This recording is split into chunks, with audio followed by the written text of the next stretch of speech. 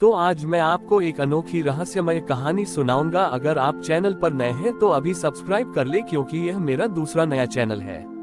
तथा कहानी पूरा देखे, अंत में एक अनोखा रहस्य छुपा है। धन्यवाद। तो सुनिए। एक दूरस्थ गांव में, जहां न तो बिजली थी और न ही सड़कें, एक बूढ़ा कुम्हार रहता था जिसका नाम रामू था। रामू सालों से मिट्टी के बर्तन और खिलौने बनाता था। गांव के लोग बहुत गरीब थे और उनके पास दुर्गा पूजा मनाने के लिए न तो पैसे होते थे और न ही कोई भव्य मूर्ति।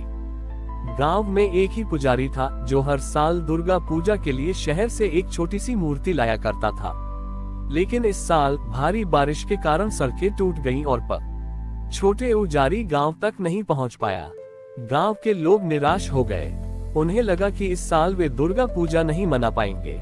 तभी गांव का मुखिया रामू के पास गया और उसने कहा, रामू काका, क्या आप हमारे लिए माँ दुर्गा की एक मूर्ति बना सकते हैं? हम जानते हैं कि आपके पास कोई अच्छा रंग या महंगी मिट्टी नहीं है, लेकिन आपकी भक्ति सच्ची है। रामू ने मुस्कुराते हुए कहा, मैं कोशिश करूंगा। अगले ही दिन रामू ने अपनी सबसे अच्छी मिट्टी ली और एक बहुत ही सरल मूर्ति बनाना शुरू किया। मूर्ति बहुत ही साधारण थी, जिसमें कोई भव्यता नहीं थी, लेकिन रामू हर दिन मूर्ति पर काम करते हुए मन ही मन देवी का नाम लेता रहा। उसके हाथों से बनी हर आकृति में उसकी भक्ति झलक रही थी। 9 दिनों तक गांव के सभी लोग रामू के घर के पास इकट्ठा होते थे और वे देखते थे कि कैसे रामू अपने साधारण काम से एक असाधारण मूर्ति बना रहा था। वे उस मूर्ति को देखकर प्रार्थना करते थे। उन्होंने कोई महंगा भोग नहीं बनाया, बल्कि अपने अपने खेतों से लाया हुआ ताजा अनाज और फल देवी को अर्पित किए। 9वें दिन जब मूर्ति तैयार हुई तो पूरे गांव ने मिलकर उसे सजाया।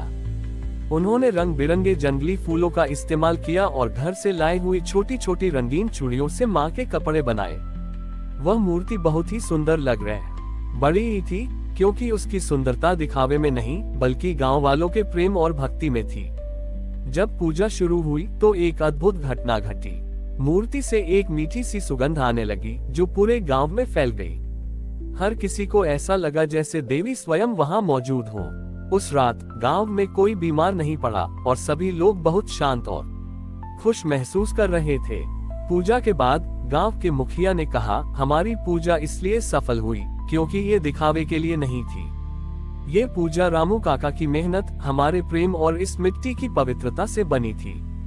उस साल की दुर्गा पूजा ने गांव के लोगों को ये सिखाया कि भक्ति का असली मतलब भव्यता में नहीं, बल्कि हमारे कर्मों की पवित्रता में होता है। और माँ दुर्गा का असली निवास मंदिरों में नहीं, बल्कि उन दिलों में है जो निस्वार्थ प्रेम और सच्ची भक्ति से भरे होते हैं। रामू की बनाई हुई मिट्टी की मूर्ति गांव के लिए एक प्रेरणा बन गई थी।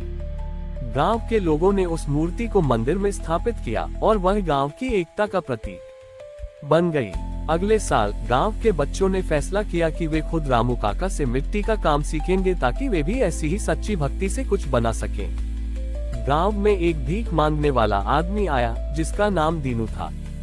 दीनू बहुत बीमार और कमजोर था। वह कई दिनों से भूखा था। वह गांव में आया और लोगों से खाने के लिए कुछ मांगा। वह के लोगों ने उसे भोजन दिया और उसकी देखभाल की। रामू ने देखा कि दीनू बहुत उदास और निराश था।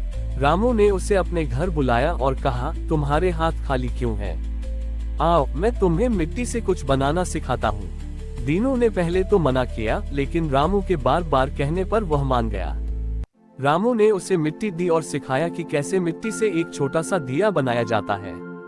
दीनू ने अपने जीवन में कभी कोई काम नहीं किया था, लेकिन जब उसने मिट्टी को अपने हाथों में लिया तो उसे एक अजीब सी शांति महसूस हुई। वह हर दिन एक दिया बनाता था और उसे सुखाने के लिए धूप में रखता था। नवरात्रि का समय आया और इस बार गांव के लोगों ने फैसला किया कि वे कोई नया पंडाल नहीं बनाएंगे, बल्कि वे अपने द्वारा बनाए गए मिट्टी के दियों से पूरे गांव को रोशन करेंगे। दीनू ने भी अपने बनाए हुए दियों को गांव में लगाया। 9वें दिन जब सभी दियों को जलाया गया तो पूरा गांव एक अलग ही रोशनी से जगमगा उठा। वह हर रोशनी सिर्फ दियों की नहीं थी, बल्कि गांव वालों के प्रेम और सद्भावना की थी। दीनू ने भी देखा कि उसके बनाए हुए दिए दूसरों के जीवन में प्रकाश भर रहे थे। उसे लगा जैसे उसका जीवन सार्थक हो गया था। दीनू ने रामू काका से कहा, काका, आपने मुझे सिर्फ एक काम नहीं सिखाया, बल्कि मुझे जीने की एक वजह दी है। अब मैं जानता हूँ कि मेरे जीवन का उद्देश्य क्या है।